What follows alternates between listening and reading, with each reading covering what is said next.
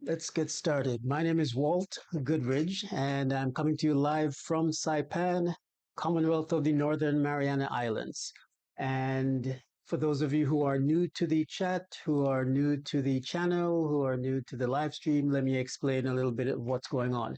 I have lived here on Saipan since the mid 2000s. And during that time, I've learned a lot about the local culture. I've written some books about the island. I do workshops here as well, writers' workshops. I've been um, honored with awards from the Senate. There was a Senate resolution acknowledging my contributions to the community. I also received a few Governor's Humanities Awards, again, for my contributions to the community. And I do tours of the island, particularly World War II tours, but also cultural tours and relocation tours. So there's a lot of interest on the mainland as far as what's going on here on Saipan from a historic and World War II point of view, as well as people who are interested in relocating. As a result, I've grown the YouTube channel, and I find that people are interested to learn more about what life is like on Saipan. And even though Saipan is part of the US, they have a special relationship. There's a covenant agreement between the Commonwealth of the Northern Mariana Islands and the federal government, similar to Puerto Rico, similar to the Virgin Islands, American Samoa. There are subtle differences among all of those. But essentially, even though it is part of the US, I advise people that if they would like to move here, similar to moving to Puerto Rico or Hawaii or Virgin Islands or American Samoa or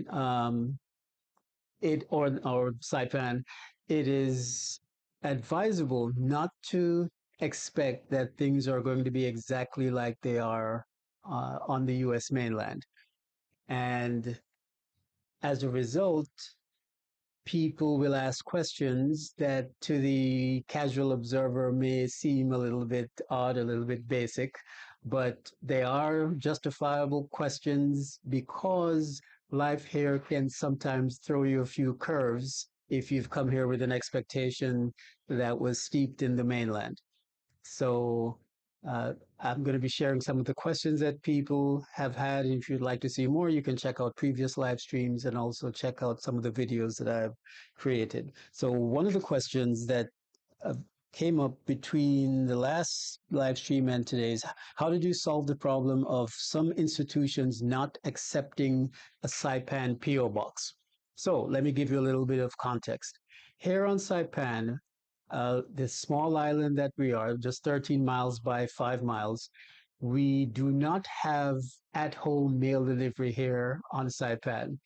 Uh, in fact, many of the street names here are not visible. Many of us don't know what streets we live on because the signs have been never erected and some have been blown down by typhoons. But as a result, there's no mail delivery here on Saipan. So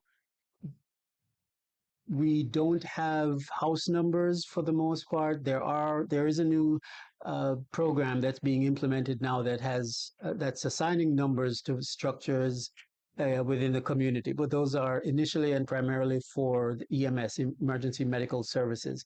If ultimately they may be used for mail delivery as well at some point, but I don't think it's cost effective to actually deliver mail here on Saipan, and I get the impression that that's not something on the horizon. So as a result, everyone has a PO box. If you have a PO box, then when you order something from Amazon, for example, you'll get a notice that the item is ready for pickup. You go to the post office and you pick up your item. The challenge with that, though, is that if you then try to complete certain forms, especially online forms, whether you're signing up for a credit union, whether you're signing up for a service, or bank account stateside, you'll find that it might be difficult for you to complete that application because as more of these institutions use software to manage their online processes, Saipan in many cases is not listed, or in many cases it's not listed correctly in that software, in the databases that the software is using. So as a result, sometimes you won't be able to complete a form. That's happening less and less these days, but initially, when I first came here, I would fill out complete forms and I would be stuck at a certain point because the zip code would not have 96950, for example, may not have actual addresses associated with it. So let me back up a little bit. These days, if you attempt to, especially let's say on Amazon, when you're entering your address for delivery by Amazon, you'll notice that there's an autocomplete function that allows, that indicates that the address is actually in a global database, universal database, so that Amazon and the delivery companies will know that this is a legitimate address that a product can be shipped to. In Saipan's case, that doesn't exist for our addresses here.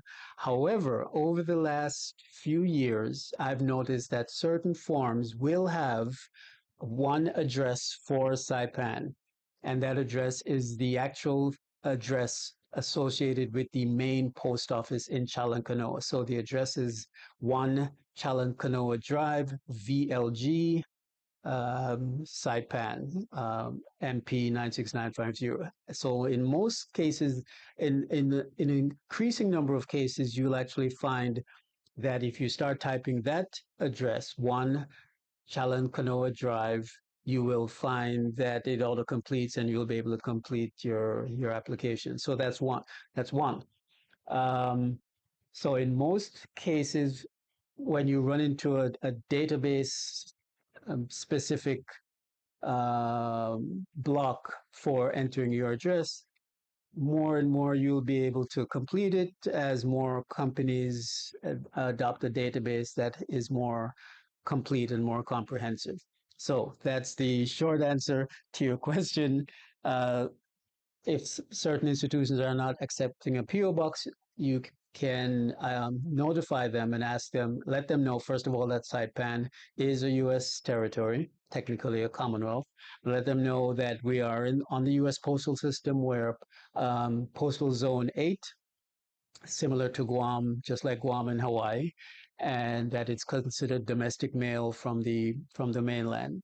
So, in order to get around the issue that this person is asking about, you can um, hope that there's an autocomplete function that is linked to our address here on Saipan, or contact the companies directly and ask them to make certain allowance or update their databases. And otherwise, you can simply make up a street, let's say 123 Maple Street, but then add your PO Box XYZ on Saipan. Another option I did hear from a worker at the post office was to actually use a Guam PO box, a Guam zip code, but with your Saipan PO box. So, or a Guam state code, GU, but with a Saipan zip code. So let me say that again. So you could use your PO box here in Saipan, PO box 123456, and then Saipan, but then put GU for Guam, and then the Saipan zip code. And that sometimes works, but I would opt for the other two options first. All right. Next, if you can hear me well, just leave a note leave a chat message, and I will know that everything is working fine and I'll be able to continue. Okay. Next question is, um, someone asked also about smoking. The question was an interesting question. He asked, can we smoke cigars here? And he also included an emoji with the question. And I'm not sure if that's euphemism for some other kind of smoking that he might be interested in. But I don't go out to hang out at parties or clubs or bars that much or any at all. So I haven't encountered anyone who's smoking a cigar there. But there's no um, legal or cultural prohibition against cigars. I just haven't. I don't recall ever encountering it. The fact that there are mainlanders living here on Saipan undoubtedly means that there are people probably smoking cigars. Uh, but here, the vice of choice tends to be betel nut and cigarettes, and not so much cigars. But I'm sure there are. But to answer your question, no, there's no hard and fast regulation, whether culturally or otherwise, for smoking cigars. Okay. Um, this one is going to be a short live stream today. Let's see what other question we can come up with. All right. Someone asked me about the Saipan economy. So once you get here, in fact, I did a tour recently, a relocation tour, and the gentleman factory closed in 2009. So the only thing supporting the economy right now is the only thing supporting the economy right now is tourism, and that's not doing too well recently.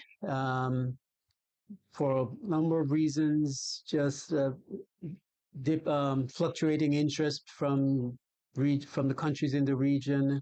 Also, the economy never really bounced back. The tourism economy never really bounced back after um, COVID a few years ago. So things have been sort of on the decline. As a result of the declining economy, we've lost our movie theater. A major supermarket here is closing as well. And so there's some tangible, noticeable, and visible effects from the slowing down of the economy. What and the question is, how do we boost that? So all efforts are being put into boosting the awareness of the region as far as Saipan being a tourist destination. So there's that. Um, as I mentioned to my guest, one of the only other things that I could see boosting the economy would be something that resulted in a large influx of people. So one of the reasons that the economy suffered after the garment factories closed was that we lost about 20,000 people, mostly workers, girls from China and Thailand and other Pacific islands who were working here in the garment factories. And as a result, uh, there was enough of a market to uh, support stores, food stores, clothing stores, and within the community. Once those 20,000 people left, then things sort of suffered a little bit after that. So it's not likely that there'll be, let's say, agriculture that may take over. It's not likely that there may be a call center industry that develops. Although those are ideas that people have been looking at, and possibly with the right entrepreneurial will behind it, those that could work as well. However, one of the things that people have talked about since I've been here is the buildup, the military buildup on Guam and also by extension, Saipan. So right now, the U.S. has military stationed in Okinawa, Japan, and the talk for many years now has been that those individuals are going to be relocated to Guam. And as a result, over the years, people have actually left Saipan and moved to Guam in anticipation of that buildup, which has since not actually manifested. So one of the things that people are hopeful for is that perhaps with the military, with an increased military presence here on Saipan, that and Guam, that could result in an influx of residents that could, by default and through a domino effect, affect the local economy.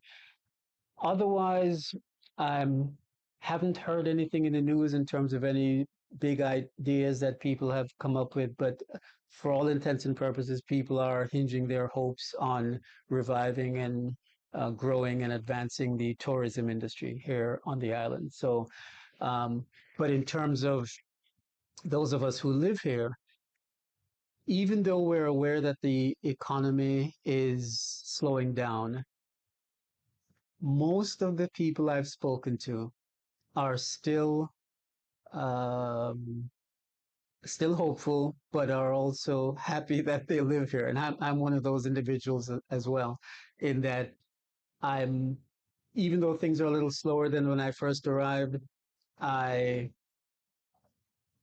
still think it's a better deal than where I was living in the States when I was living in New York. So it's a much friendlier atmosphere, slower pace, um, friendlier people, nicer weather, and it's close to the Asia region, so I can also travel in other to other countries if I need to. So that for me is a good, still a good, it's still not a deal breaker. The fact that the economy is slowing down a bit. Okay, so and again, um, even with people who have just arrived, I often find myself talking to people who have just arrived on the island, people who may have seen my videos on YouTube, and I always ask them, what do they think? What's their first impression? Are they disappointed? Are they still glad they made? Have they gotten used to things being a little different from they are on the mainland? And for the most part, as I mentioned in a previous live stream, people are happy that they've moved and they have no regrets. They wish things might be a little more available, certain items might be more available, but I've also spoken to people who found that they can locate and purchase items that they've been used to in the States. So for the most part, people are happy with their decisions. Okay, so um, as I mentioned before, it would be inadvisable for you to move here thinking that it's just like the States, just because of the fact that we have an indigenous population, local Chamorros and Carolinians and other Pacific Islanders and Filipinos and Bangladeshis and Japanese and Koreans and Chinese and Australians and Canadians. It's a really unique place to live. And as a result, the culture here it cannot be easily defined in the same way that it would be in the States. There's not this mass um, unified monolithic culture, homogeneous culture that exists. There are certain aspects that are more Pacific Islander. There are certain aspects that are more Filipino. There are certain aspects that are Chinese and Japanese and Korean. So it is not. It's very hard to answer questions like, what are the people of Saipan like, which is something that I get often. All right. So uh, short live stream today. If you don't have any specific questions, then I will wrap it up. But